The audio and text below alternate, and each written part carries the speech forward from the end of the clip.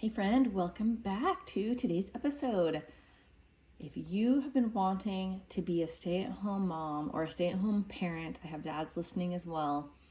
If you would love to be able to quit your job and stay home with your kiddos, this episode is for you. So in today's episode, I'm talking about how to know if you are ready to be able to quit your job and stay home. I have several questions I'm going to go through that you can really assess your family's situation and see if you're ready, or give you some action items on what you need to do to be fully ready to embrace being a stay-at-home parent. So are you ready? Grab a paper and a pen. You're going to want to take some notes so you have an action plan. If this is your dream, I want to help make it a reality for you. So let's get right on into it.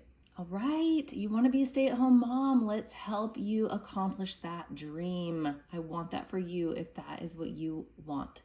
So I hope you have your pen and paper or something to type out some notes on. Just going to go through a bunch of questions or topic kind of areas of focus that you really should be thinking about that'll help you know if you're ready or not. So jot down any notes of areas of concern. So where you feel like you have some action steps that you need to take, some progress you need to make. These can help you write these down.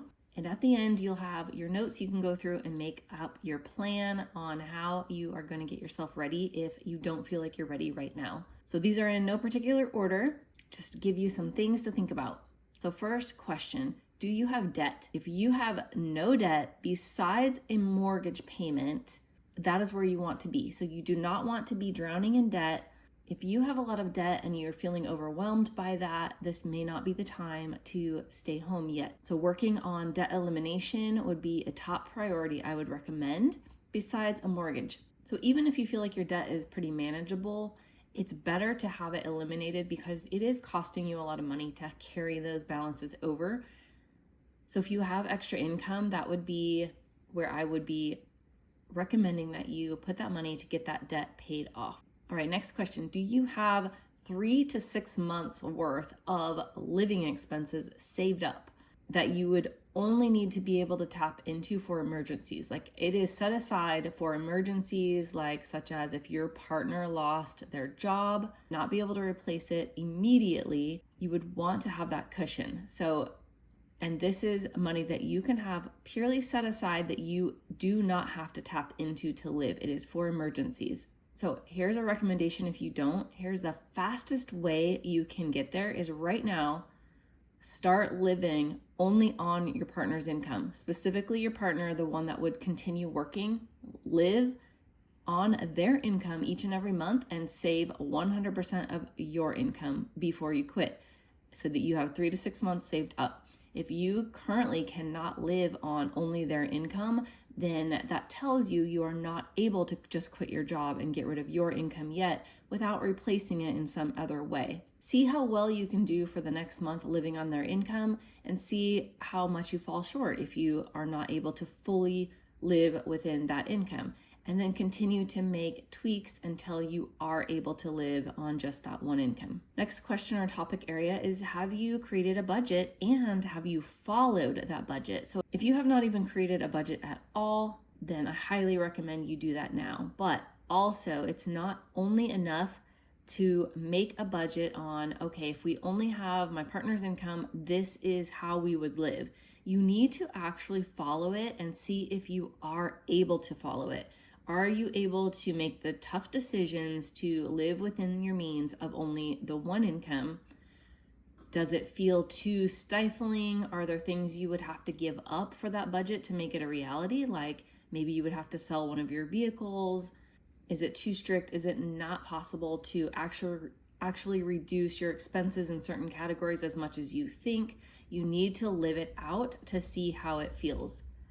And also, does the budget you've created include any buffer amounts for those periodic type expenses? So the expenses you're not having every single week or every single month, like car repairs, home repairs, gifts that are like birthdays, weddings that may come up, Christmas fund, vacations, clothing, school supplies, all that kind of stuff. So things that come up periodically throughout the year or randomly, Do you have those budget items as well and money saved up in those categories? Next topic, does your partner's income actually cover more than enough to cover your typical monthly spending? So right now, whatever your typical monthly spending is, do you even know what it is? Because if not, then I would recommend assessing that to get an idea.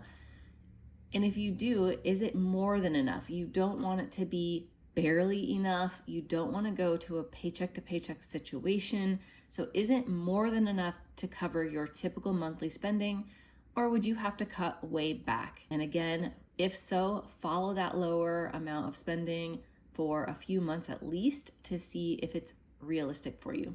Next question, do you have a way to earn enough extra money from home if you needed to? If you cannot give up your entire income, do you have a way to immediately make that money from home? And have you been making that consistently? So if you have a way in mind, like signing up for DoorDash, for example, it's best if you could start now and prove that you actually can consistently make that money before just assuming that you'll be able to. You need to have some kind of an idea of what is realistic for you. Next question, are you relying on starting a business that has not yet proven itself long enough? So maybe you plan to start one and haven't yet. Maybe you have one that you're working on and it's just not making that consistent income yet. I would recommend working it longer until you can consistently bring in the minimum that you need extra and really even a buffer beyond just the minimum. The next question is to look at your current job. Does it provide any extra benefits besides income that your family is actually relying on right now? Things like healthcare. Does your work provide the health insurance for your family? Is that something you can get through your partner's work if you didn't have your job anymore? Would it cost extra through their work? Would you have to pay for it completely on your own? And could you afford that on your partner's income? Other things like discounts. Do you get discounts? A lot of companies provide discounts or provide you with the cell phone or provide you with stipends for your car or mileage or gas. Are there extra benefits that you are relying on that you would have to figure out another way to pay for, and you would need to add that into your budget or into the side hustle income or your partner's income to make sure you can cover that need?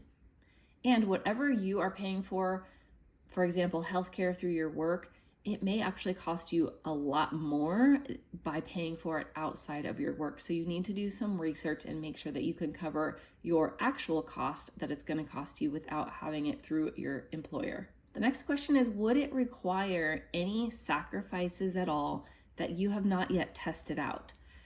So one example I had mentioned before is having to maybe sell one car. Maybe you would have to sacrifice and share a car, go down to one car, share it between you and your partner. Try doing that now. Is that something that you can realistically do? And it seems to be no problem. Or if you would have to greatly reduce your food budget and start making a lot of your foods from scratch, do that now. Try it out for a while, because these things may be a lot more difficult than you are anticipating. So you need to actually have it be proven that it does not affect your family and you're able to do it no problem. The next one is, do you have any impulse spending habits, or your partner, that are habits like going shopping when you're bored, or going online and buying new clothes, new things when you're bored? If you have some spending habits that you would have to change, you need to prove that you can do that as well. And really, habit changing on average can take at least 66 days. So you really want to be creating this habit for at least 3 months before you can feel confident that you can handle this change. The next question is, do you have a plan for how you would spend your days? If you are now home full time, you need to really assess, is that something that you would embrace well? Would you get easily bored? Would you be looking for the next challenge? Taking care of your home and your children full time, is that something that really lights you up on a regular basis when you are home? Or do you usually get distracted and turn to social media or turn to screens, TV, your phone, whatever it is, the impulse shopping? needing to reach out to friends to talk to other people because you get lonely, whatever it is, really assess your personality, what you like to do throughout the day, how you would spend your days, and see, is that something that you could handle doing? Or are you somebody who really needs that challenge of working, you enjoy your work, and it may not be the right decision for you to be home all of the time? And then the last question I have for you to really just assess if this is the right decision for you is, would you or your family have to give up on any big dreams for a while in order to make this happen? Like if you have a goal of buying a house, a dream to buy a home, or moving somewhere else, or going on vacations, any kinds of big dreams that you have, maybe having another child, but you financially don't feel like you could do that. Whatever the big dreams are, going back to college and having that expense, would you have to give those up in order to stay home? Because in the end, that could cause resentment for you or your partner. If that is a dream of your partner and they have to give something up for you to stay home, that may end up causing some resentment in your relationship. So assess if there's any big dreams. Maybe you can make them a reality before staying home is a priority. You know what's best for you and your family, and you can come to agreement together on what the next big dream is. And maybe the dream is you staying home, and that's something your partner would love too, and you feel like that's more important than the other dreams that you have together.